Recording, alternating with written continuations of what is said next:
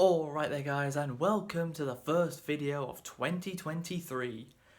And we're starting the year off with a very special one.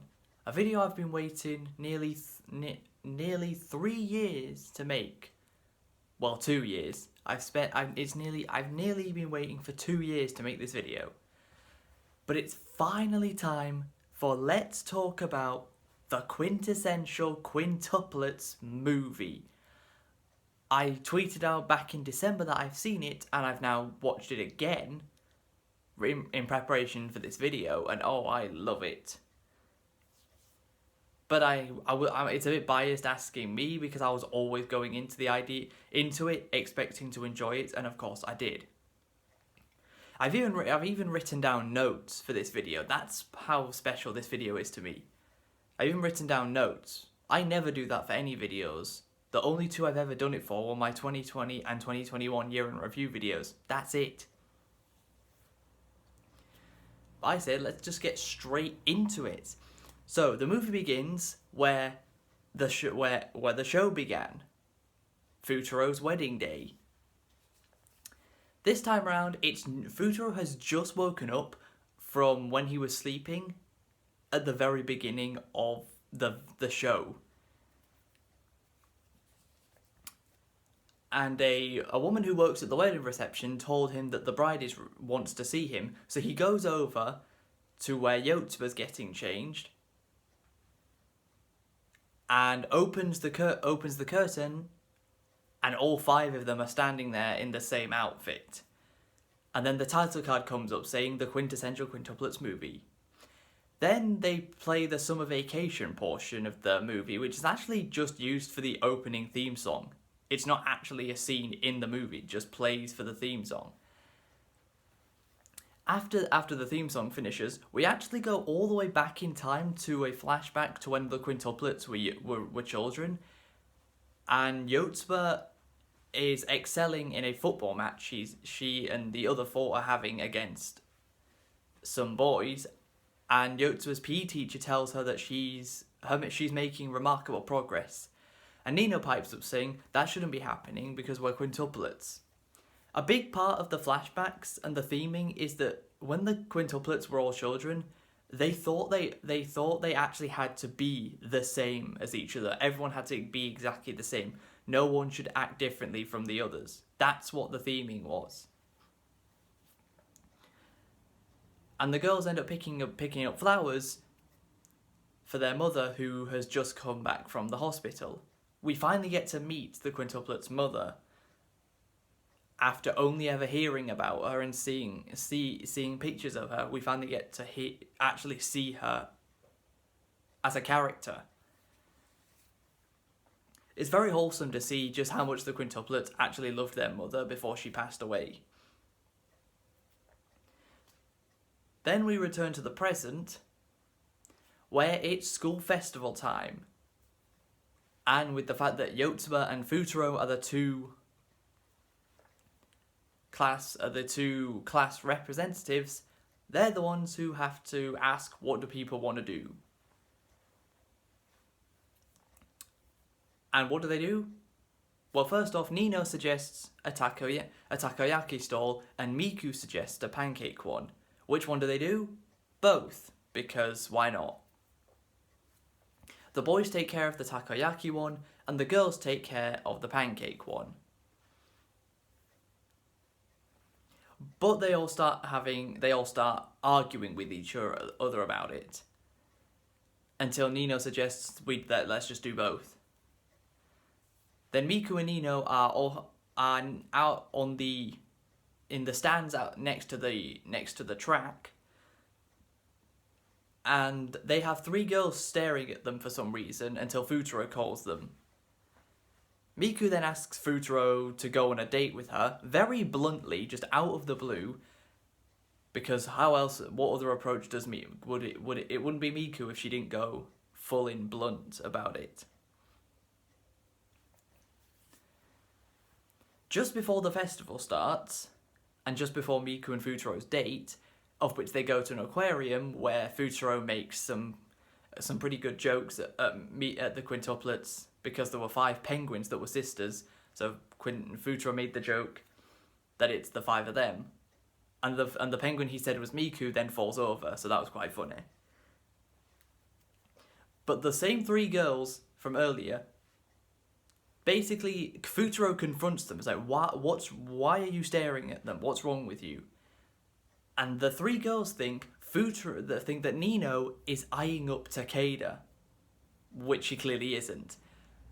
So Futuro, in confidence, tells them that Nino likes him, which was funnier on its own, but what's even funnier is that they don't believe him. Like, that makes it even better, that the 3 girls don't even believe Futuro when he tells them that, even though it's actually true. Then the school festival gets underway with an idol group performance. Who's front and centre of it? Nino. You probably did see that in one of the trailers. Nino dancing in what looked to be an idol group. Yeah, she's front and centre of it. It only lasts about 30 seconds, but it's a pretty good 30 seconds. So we get to the end of day 1 of the festival, and one of the other big themes of the movie is Nino doubting that the quintuplets' father actually cares about them. But he does, because he'd left flowers on their mother's grave, just like they had when they went to go visit it. He'd already been and done that.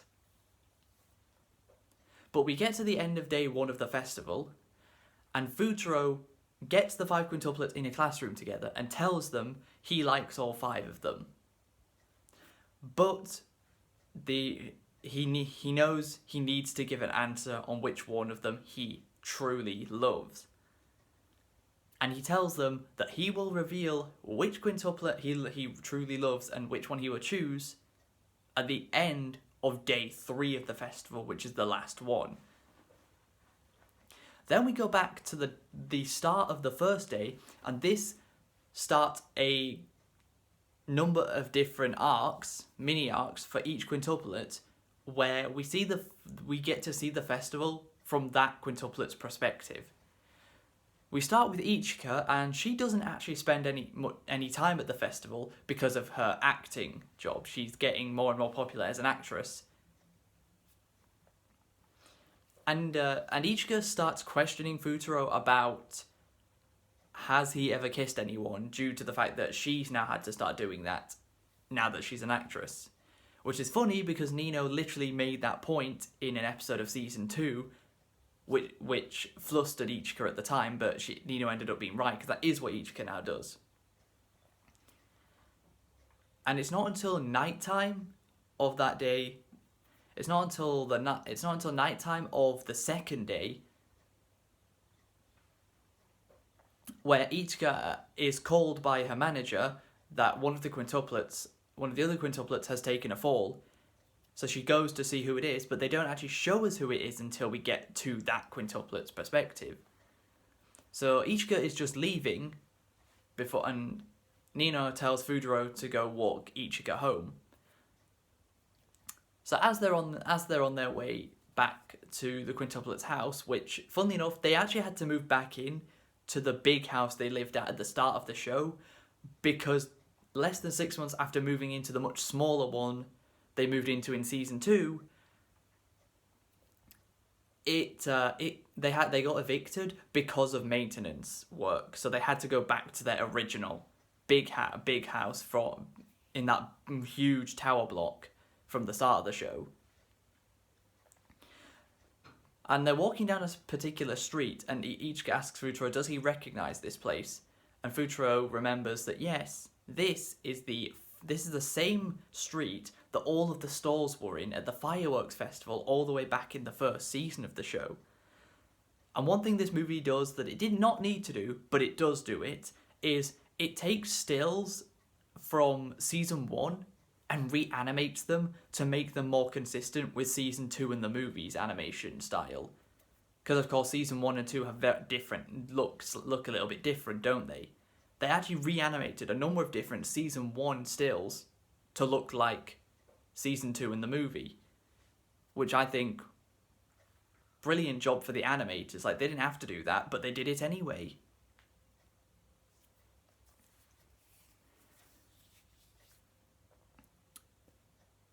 So then we get to so during the first day of the festival, an old friend of Futuro's shows up. Takabayashi. If you've forgotten who she is, she's the girl that Futuro went to the same school as when they were kids. And she makes everyone but Ichika, because she's not there, jealous by calling him her Futuro. That really pisses off Nino. But luckily, Itsuki diffuses the situation straight away and says that we won't lose to you. After Takabayashi done a little bit of teasing, she leaves the festival and goes back to, I'm assuming, is her boyfriend. And funnily enough, remember the guy with the glasses who Futuro knocked a bunch of paper out of his hand on a train in a flashback in an early season 2 flashback? Yeah, that's the same guy. So him and Takabayashi actually ended up dating, which is quite interesting.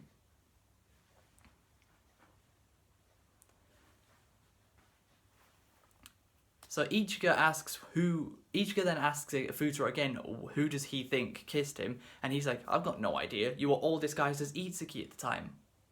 Referencing the very last scene of season 2, where somebody disguised as Itsuki jumps on top of Futuro.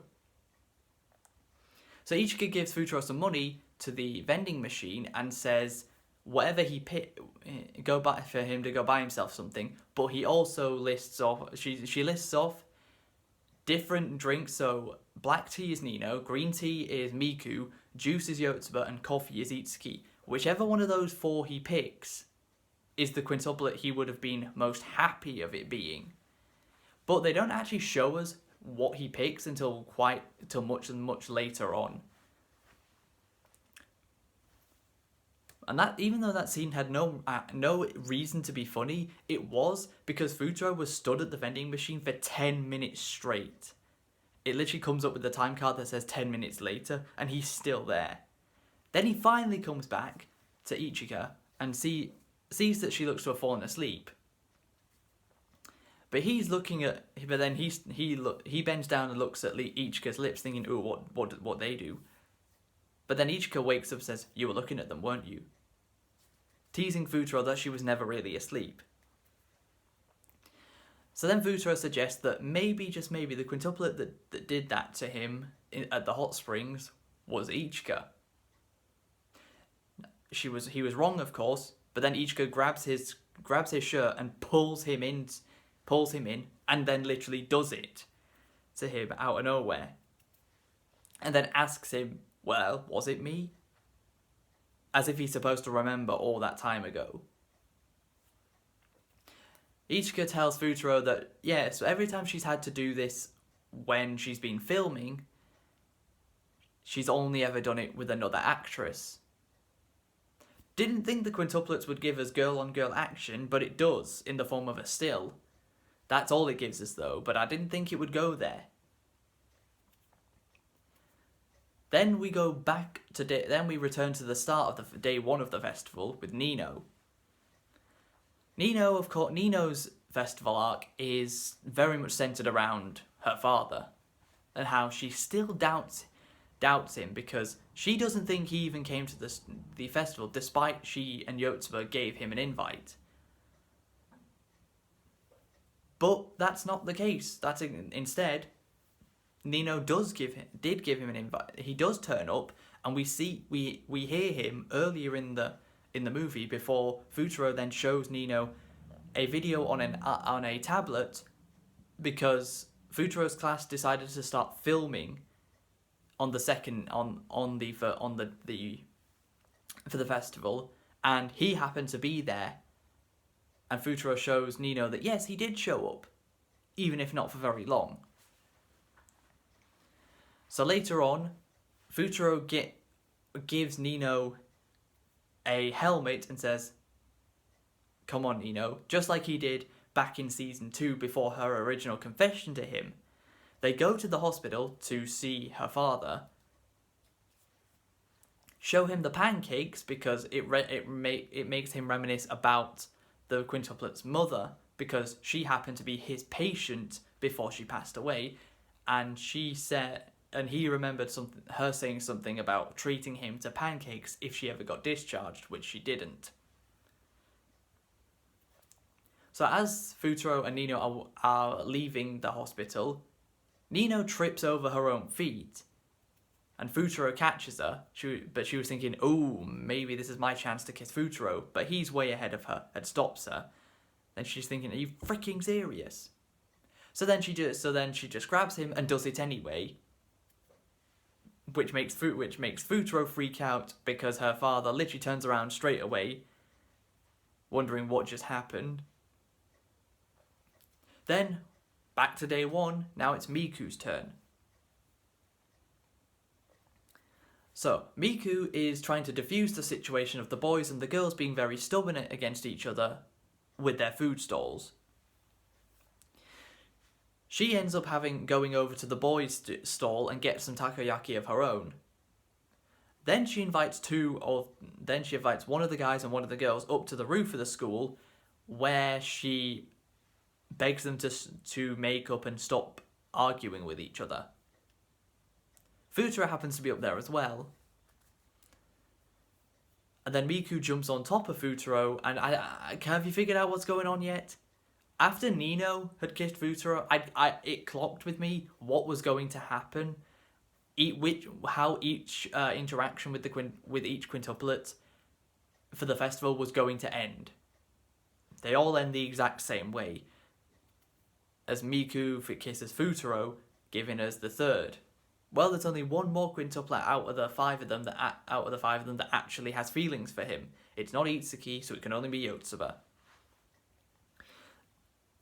But during Miku's, we see that the takoyaki stall actually burned down. And we're wondering, how the hell did that happen? Well, we then move to Yotsuba's festival day, and we see that she's noticed two scrunched up pieces of paper at the takoyaki stall, and she told the boys to get rid of them because they could be dangerous. Well, clearly they didn't listen, because that's how the stall burnt down. But Yotsuba overworks herself to the point where she faints.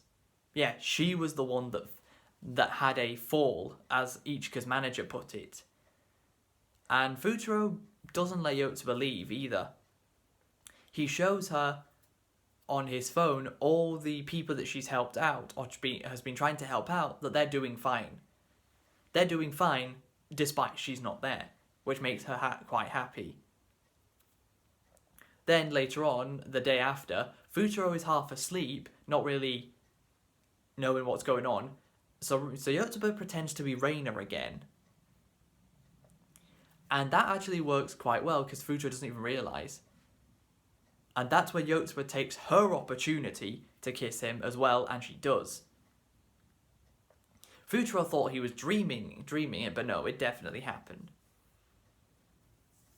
Then we have Itsuki. Itsuki's one is mostly about her studying during the school festival, since she's wanting to become a teacher. Then this bald guy called Mr. Mudo, who's a very well-known teacher, actually comes to the quintuplet school, and he was actually directed to where Itsuki was by Futaro, and we find out that he is actually the quintuplet's biological father. Yeah, the guy who we thought was her father the whole time is not their father. He's just been playing the role of their father the whole time. Their biological father actually shows up and basically tells them that he wants to be in their lives, but Itsuki is not having any of it, because she remembers things that the quintuplet's mother told her about this guy. How this guy was actually the quintuplet's mother's homeroom teacher. So you've got to wonder, what the hell was the age difference between these two? if she was the student and he was the teacher, what the hell was the age difference? And it's revealed that once this guy found out that the quintuplets' mother was pregnant with quintuplets, he left straight away. And Itsuki is pissed off at him for that very reason. And he only showed up because he saw Ichika's commercial, which was a commercial play that Ichika was in that played earlier in the movie. How the hell would this guy know who Ichika is, or know who any of the quintuplets are, when he's never met them? He hasn't met them. He didn't know what they were called. How would he have known exactly who they were and what school they went to? It makes no sense. It's the only part of the movie I dislike, but it makes sense because the manga readers absolutely despise the inclusion of this guy. They think he's a complete waste of time. The only thing he even does is show the difference between their adopted father, the guy who works at the hospital that we've seen the whole time, playing the role of the father, showing that he clearly does care about the quintuplets, whereas Mr. Mudo, their biological father, does not, because Miku shows up wearing Itsuki's star hairpins, and he doesn't realise it's not Miku. Whereas their adopted father, who for the rest of the video I'm going to be calling Mr. Nakano, Mr. Nakano knows instantly that it's Miku, not Itsuki. Of course, using the same technique of if you truly love the quintuplets, you can tell them apart.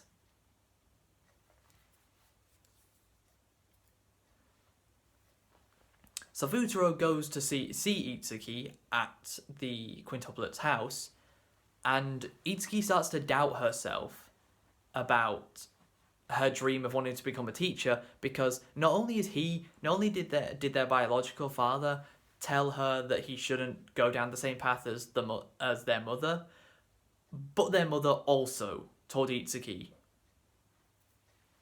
not to do that, but she still wants to. And Futaro puts the confidence in her to realise, yes, that is still what she wants to do.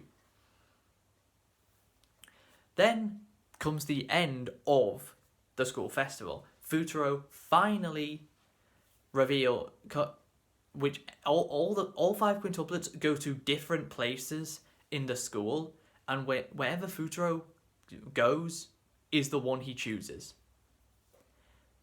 So in the classroom Nino is in, Miku opens the door and says it's over and hugs her, while the two of them start crying, showing that clearly neither of those two were picked. And instead, the bed that Yotsuba woke up from after she fainted, because that's where she went back there to go get her phone, that's where Futaro is. Futaro reveals Yotsuba is the quintuplet he's been in love with the entire time. And Yotsuba, in classic fashion, doesn't accept it. Instead, she says that you should pick one of the other ones. They're so much better for you than I am. But Futaro is not having it. He's like, no, I chose you. Before Yotsuba is gonna reveal her answer of what she fears, she runs away, and Futaro goes chasing after her. Whilst Futaro is chasing her, a 10-minute flashback plays that shows Yotsuba was a very different character when she was younger, because she was a bit of a brat, just like Futaro was when he was a kid. She was very different to what she is like now. She felt that she needed to be the best at everything compared to her sisters. She needed to be the best quintuplet at everything. And she was even quite mean to the other quintuplets when she was younger. But it's the Kyoto trip, it's when she met Futaro that she changed. She changed a little bit after meeting Futaro, as we get a little bit more time to see what Futaro and Yotsuba did together when they met for the first time in Kyoto 6 years prior. And Futaro puts in 200 yen to a shrine to wish for that he will study to get a good job to help make Raya's life better, and Yotsuba would do the same for the quintuplet's mother. I loved all of that. Although I did feel the flashback was a tad bit long, I'm not a fan of flashbacks that go on for a bit. I mean, it was a full 10 minutes of a flashback. Then we return to the present day, and Futaro trips over a brick, which makes Yotsuba stop running away. She goes closer to him, and he grabs her leg, telling her that if she wasn't there for him and supporting him from the very beginning, he would have screwed up his tutoring of the quintuplets way, way long ago. It's the fact that she's been there for him the entire time, standing beside him and supporting him, that he's been able to do this. And that's why he wants her. That's why he wants to then repay that and stand beside her and support her. So he asks her again, what are your true feelings? And Yotsuba kneels over him, just like she did in her original confession back in season 1, and tells him that she likes him, just like she did back then, but this time she can't run away claiming she was lying. She wasn't even lying back then, and she definitely isn't now, as she's crying when she says it.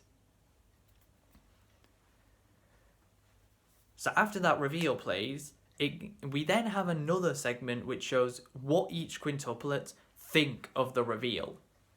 First off, we have Ichika, who tells Futaro that it's a good thing because you like her, she likes you, so it's mutual. Nino is quite pissed off at Yotsuba because Yotsuba's still hesitating on whether she truly wants to be with Futaro or not, whereas Nino clearly does want to, so she's pissed off at Yotsuba for not taking the opportunity she's been given when Nino would absolutely do the same, when Nino would absolutely take the opportunity. For Miku, she says that she doesn't need to act like Yotsuba. She's fine with... She's a little bit mad at Yotsuba because she's not taking the opportunity she's got, but she's not mean like Nino is. And then with Itsuki, well, her and Futaro are having a conversation until Yotsuba and Nino end up walking in to the same classroom that they're in, where Nino says, any slip, any drop of the guard of Futaro or you, and I'm making my charge.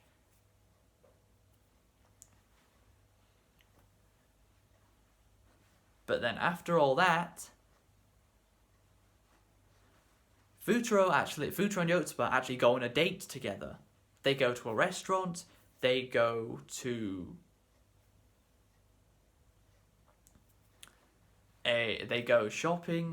and then they finish the day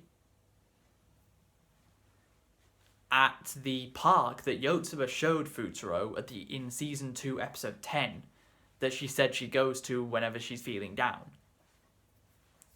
Futaro asks Yotsuba to show him how far she can jump from the swing like she did the first time round. So Yotsuba flies through the air, makes an incredible jump, and says, if I can go further than you, can I ask you something? Which leads Futaro to try the same thing. Last time he tried this, the swing went all the way round and he was upside down. It swung that far round. This time, the swing actually breaks, and he, instead of going flying forward, he just goes straight up and face plants into the ground. But then, out of nowhere, Futaro putting everything on the line and says to Yotsuba that he loves her and that will she marry him. And Yotsuba's like, hang on a minute, you just skipped so many steps. Yeah, Futaro did the whole propose before even dating.